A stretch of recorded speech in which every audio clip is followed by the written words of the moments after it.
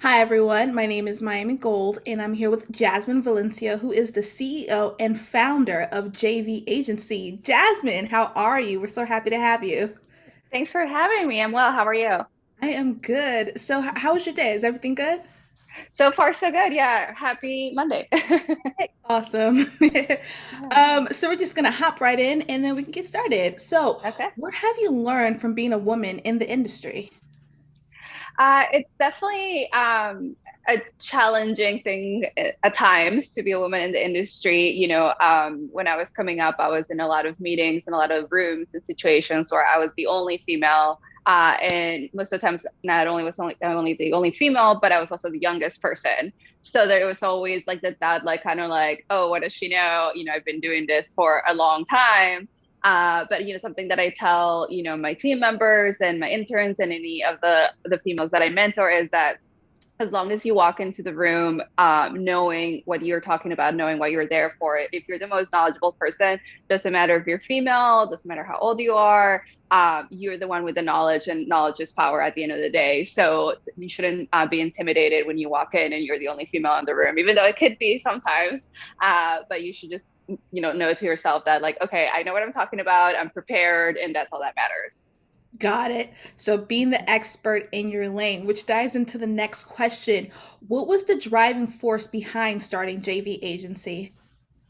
Yeah, it was actually very serendipitous. I was working at the time at Island Def Jam, and I had started there as an intern and worked my way up to the head of the department. And at the time, the labels had restructure as they normally do every now and then.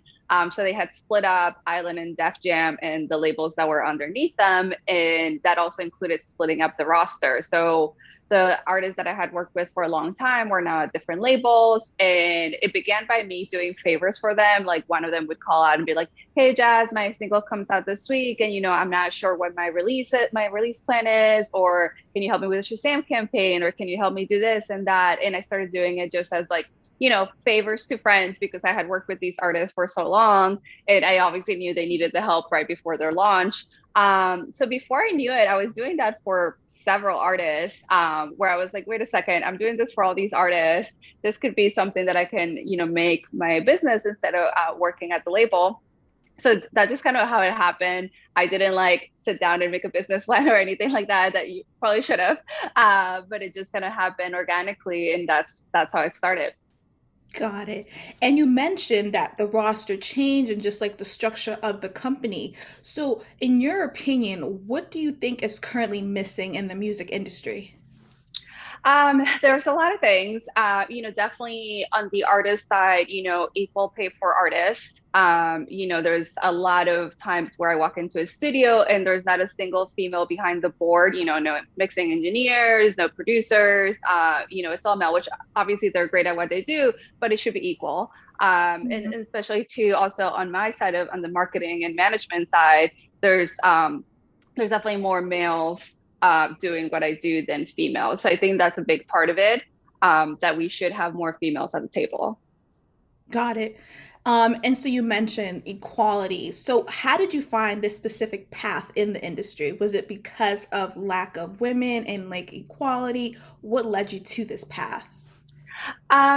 When I was in college, I was not studying to be in music. I always grew up with music and I loved music. I didn't really know I could make a career out of it because I don't sing or talented in that way.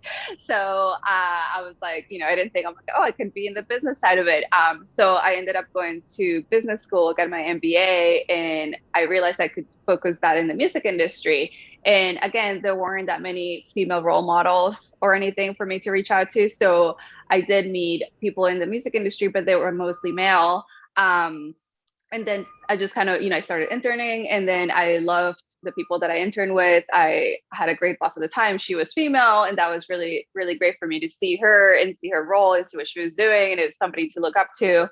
Shout out to Allie. She's watching this. So it was really good for me to see that. So that's kind of what led me here. And then when I started, it was called new media, which is now digital marketing, which was just kind of starting out. The labels didn't really know what to do with it. They didn't really know how it worked. And the advantage that I had. I was young, and that's, what we grew up with, right? We were always on our phones, always on our computers. We know how to, everything on the internet, we know all about it. So that was the advantage that I was able to take and see, like, okay, can I make this?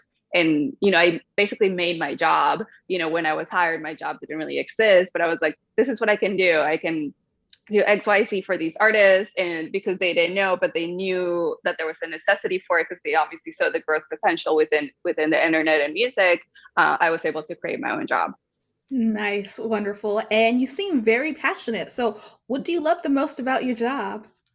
Ooh, that's a hard one. I think the thing that I do love the most is when I take an artist that is just starting out, and see them grow and see their fan base grow. And the best is, obviously not in the past year due to COVID, but when you were back in shows, when you're at a show and you look at, I'm like on the side of the stage and I look out at the audience and the whole front row is singing along with the artist. And, these songs didn't exist 3 years ago, and 2 years ago people, they existed but people didn't know about it, and then in 2 years, people heard them and now love them and they know every word and they're singing along and they freak out over the artist. I think that's the coolest thing to see. Nice. What advice would you give to a young woman looking to enter the business? Definitely do your research. That's something that I think, should be number one.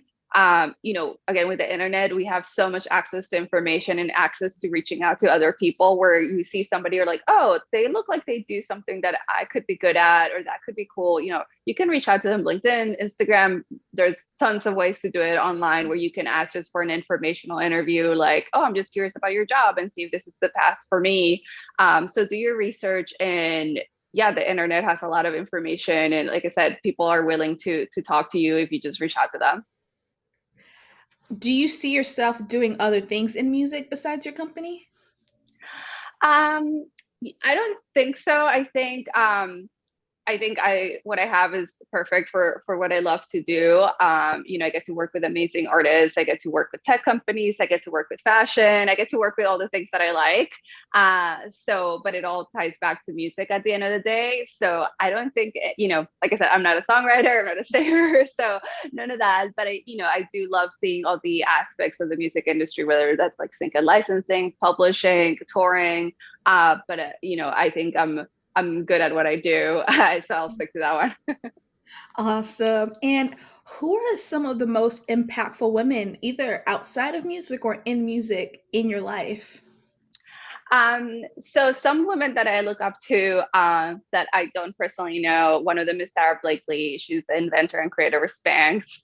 And she's a self-made billionaire, and she built up her company from her living room. Literally going knocking door to door, telling people about it, and she taught herself how to write the patent, how to file it. She basically just did everything just by trial and error, really. And she has a 1 billion company, and she gives back, and she also has a foundation to help female entrepreneurs.